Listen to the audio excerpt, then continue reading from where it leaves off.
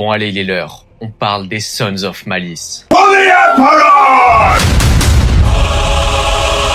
C'est un chapitre de Space Marine du Chaos qui ferait passer les autres hérétiques pour des enfants de cœur. En tout cas, je pense tout d'abord qu'il est nécessaire de féliciter la résilience de ce frérot. Et maintenant, on y va. Les fils de Malice. Déjà, il y a quelque chose d'essentiel à aborder avant de parler des Sons of Malice. C'est qui Malice? Si tu connais un minimum l'univers de Warhammer 40 000, tu sais qu'il y a 4 dieux du chaos. Nurgle, Slaanesh, Tzeentch et Khorne. Mais est-ce qu'il n'y en a vraiment que 4? On va pas vraiment entrer dans le détail, mais ce qu'il faut savoir, c'est qu'il existe un 5e dieu du chaos. Le dieu paria, le dieu perdu, le dieu renégat. Son credo? L'anarchie et la destruction. A-t-il été banni par les autres dieux du chaos ou les a-t-il abandonnés? Ça, on l'ignore. Une chose est sûre, c'est qu'il est à la fois haï et craint. Et ses adorateurs sont tout autant détestés par les autres serviteurs du chaos. Et des serviteurs, il n'en a pas énormément et ils sont assez atypique, on va dire. Les couleurs qui vont représenter Malice, ça va être le noir et le blanc, et son nombre sacré, ça va être le 11. Et c'est un nombre qui va beaucoup revenir. Il faut savoir que les Sons of Malice ont été considérés comme véritablement renégats peu de temps avant la 13e croisade sombre d'Abaddon. Du coup, c'est au 41e millénaire. Et comme pour un bon nombre de chapitres, on ignore quand il a été créé, ni même le nom qu'il portait avant la corruption. Mais ce qui est possible, c'est d'émettre l'hypothèse que ce chapitre faisait partie des chapitres assignés à la protection des régions entourant l'œil de la terreur. Et il y a quelque chose de véritablement inquiétant chez les Sons of Malice. Parce que certes, ils ont été excommuniés peu de temps avant la 13e croisade sombre, mais leur cas aurait dû intéresser l'Inquisition bien avant. Et ça pour la simple raison qu'ils s'adonnaient depuis toujours au cannibalisme. Ouais, banal.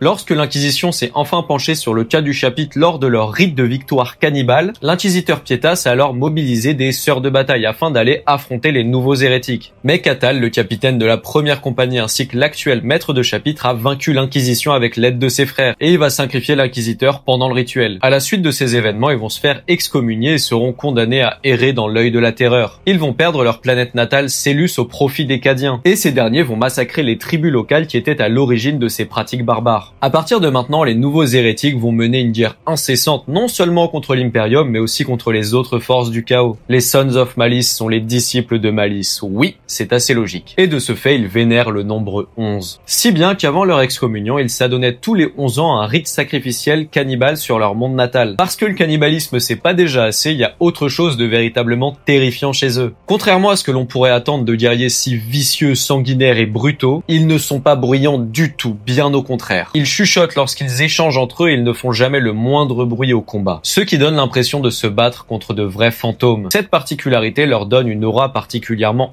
étrange et glaçante. Mais bizarrement, l'organisation de ce chapitre ne diffère pas tant que ça des préceptes du Codex Astartes comparé aux autres Space Marines du chaos. À ceci près qu'ils comptent 11 compagnies d'Astartes au lieu des 10 classiques. Et maintenant qu'ils n'ont plus leur monde natal pour leur rituel, ils sont contraints de faire autrement. Chaque siècle, ils rejoignent le labyrinthe, un ancien vaisseau qui est devenu comme un temple pour eux. Peu importe ce qu'ils sont en train de faire, chaque bande trouve le moyen de railler le vaisseau lorsque le moment est venu.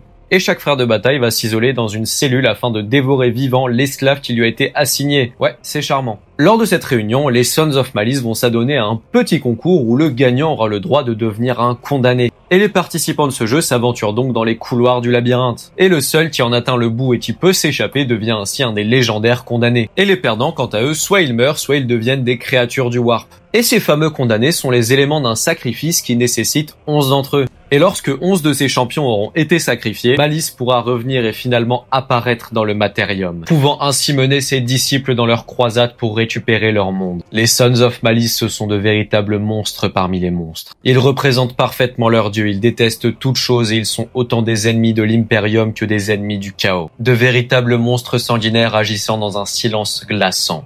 Je te remercie. N'hésite pas à t'abonner, on parle de Warhammer tous les jours. Somebody get me through this night.